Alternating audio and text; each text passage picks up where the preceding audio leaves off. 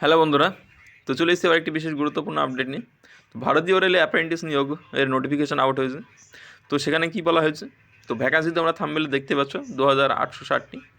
তো যোগ্যতা কী আছে, কবে থেকে আবেদন শুরু হয়েছে এবং কতদিন পর্যন্ত আবেদন চলবে, বয়স কত, কী কী সুবিধা পাবেন যারা আর কি এখানে চান্স পাবেন। তো রেলওয়ের সারদান শাখার তরফে জানানো হয়েছে যে বহু সংখ্যক শূন্যপদে অ্যাপ্রেন্টিস কর্মী নিয়োগ করা হবে।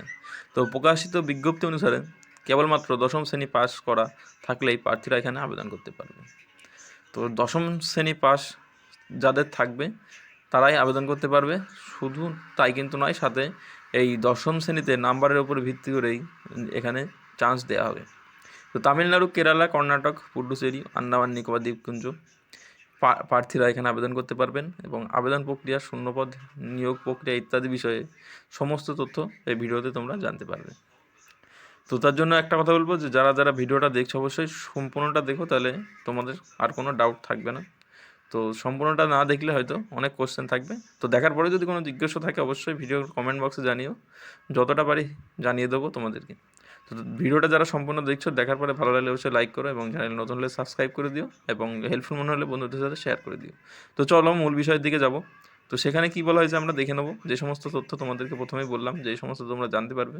তো প্রথমত দেখে নেবো যে কত তারিখে বিজ্ঞপ্তি প্রকাশিত হয়েছে। তো 23/1/2024 তারিখে তোমাদের প্রথম এই বিজ্ঞপ্তি তারা ওয়েবসাইটে প্রকাশিত করেন। তো প্রকাশিত হওয়ার পরে তারা যে আর কি যেখানে যে পদের নাম দেওয়া হয়েছিল সেটা অ্যাপ্রেন্টিস, তোমাদের প্রথমে তোমরা ভিডিও থাম্বনেলে দেখেছো।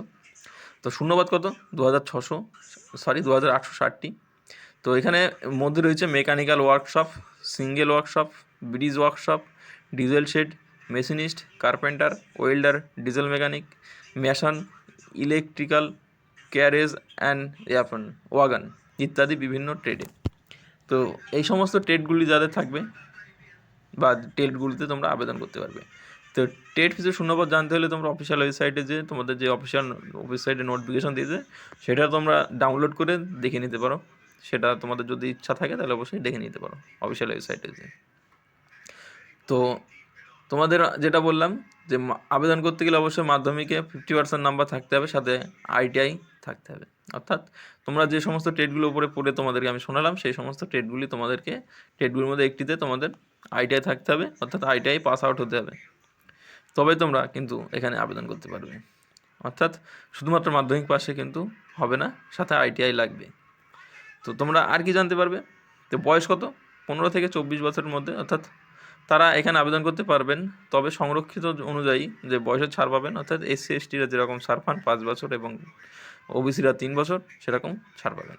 তো মাসিক বেতন এখানে রেলওয়ে বোর্ডের নিয়ম অনুযায়ী প্রার্থীদের মাসিক বৃত্তি দেওয়া হবে। এছাড়াও কোর্সের শেষে একটি সার্টিফিকেট প্রদান করা হবে, যেটা তোমরা রেলওয়ে গ্রুপ ডি সার্ভিসে যখন ফর্ম বেরোবে তখন তোমাদের অনেক উপকৃত করবে। তো মাধ্যমিক পাস, ITI ট্রেডে মানে নিয়োগ পদ্ধতি নির্বাচনের ভিত্তিতে আর কি নাম্বার অনুযায়ী তোমাদেরকে একটা মেরিট লিস্ট তৈরি করবে, কোনো পরীক্ষা হবে না। তো সেটার উপরে ডিপেন্ড করে তোমাদের এই নিয়োগের যে মেরিট লিস্ট সেটি তৈরি করবে রেলওয়ে বোর্ড। তো অনলাইনে আবেদন করতে হবে প্রার্থীদের। এর জন্য indianrailways.gov.in এই সাইটে গিয়ে আবেদন করতে হবে।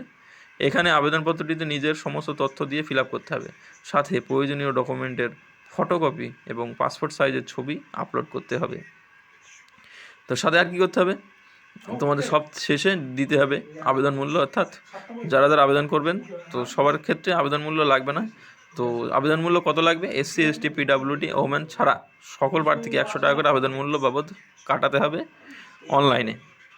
তো এটা হলো আবেদন মূল্য। এবারে কত তারিখ পর্যন্ত তোমরা আবেদন করতে পারবে, তো এখানে আবেদনের শেষ তারিখ হচ্ছে 28/2/2024, এ পর্যন্ত তোমরা আবেদন করতে পারবে। তো বন্ধুরা, এই ছিল মূল তথ্য। যদি তোমাদের আরও কোনো জিজ্ঞাসা থাকে অবশ্যই কমেন্টে জানিও, যতটা পারি তোমাদেরকে হেল্প করে দেবো। তো থ্যাংক ইউ।